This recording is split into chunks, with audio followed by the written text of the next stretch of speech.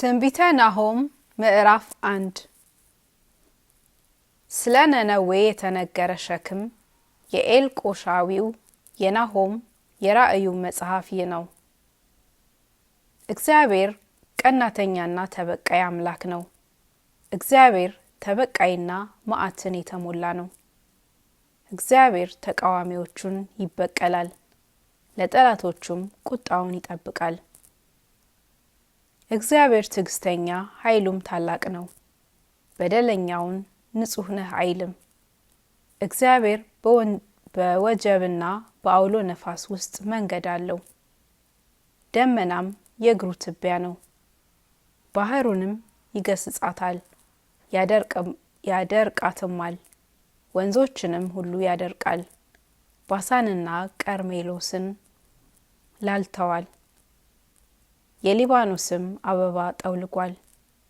ተራሮችም ከእርሱ የተነሳ ታወኩ፣ ኮረብቶችም ቀለጡ።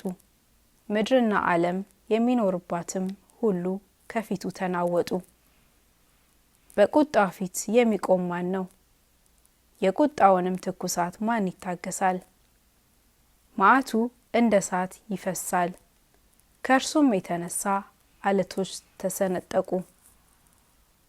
እግዚአብሔር መልካም ነው፣ በመከራ ቀንም መሸሸጊያ ነው። በእርሱም የሚታመኑትንም ያውቃል።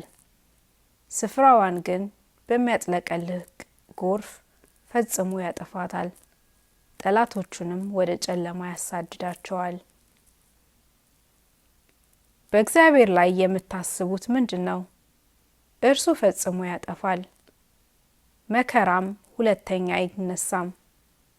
እርስ በርሳቸው እንደ ተመሰቃቀለ እሾህ ቢሆኑ፣ በመጠጣቸውም ቢሰክሩ እንደ ደረቅ ገለባ ፈጽመው ይጠፋሉ። በእግዚአብሔር ላይ በክፉ የሚያስብ ክፋትን የሚመክር ካንተ ዘንድ ወጥቷል።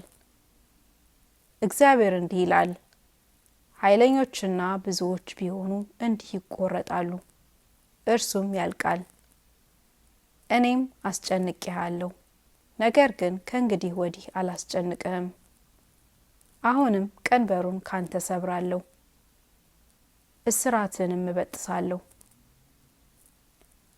እግዚአብሔርም ከስምህ ማንም ከእንግዲህ ወዲህ እንዳይዘራ ስለ አንተ አዟል። ከአምላኮችህ ቤት የተቀረጸውንና ቀልጦ የተሰራውን ምስል አጠፋለሁ። አንተም የተጠቃህ ነህና መቃብርህን እምሳለሁ። እነሆ የምስራችን የሚያመጣ ሰላምንም የሚያወራ ሰው እግር በተራሮች ላይ ነው። ይሁዳ ሆይ አጥፊው ፈጽሞ ጠፍቷልና ከእንግዲህም ወዲህ በአንተ ዘንድ አያልፍምና ዓመት በዓሎችህን አድርግ፣ ስእለቶችህንም ክፈል።